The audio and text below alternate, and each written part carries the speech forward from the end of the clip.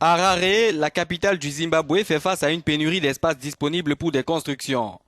Et malgré les interdictions des autorités municipales, des maisons ont été construites par des personnes en quête d'un terrain aux alentours de cimetières.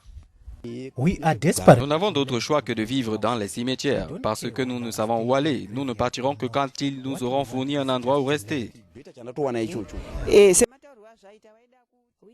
Certaines des personnes qui vivent dans ces cimetières le font pour que le gouvernement soit sous pression et accède à leurs demandes.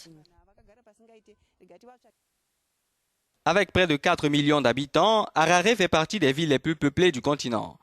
Et pourtant, elle n'a été conçue au départ que pour accueillir près de 400 000 personnes. Les autorités ont prévenu de destruction des maisons concernées. Motif, c'est illégal et contre la culture africaine. Si un terrain est prévu pour être un cimetière, il doit être utilisé strictement pour cela. Nous avons des espaces prévus pour bâtir, donc personne ne devrait logiquement occuper des cimetières.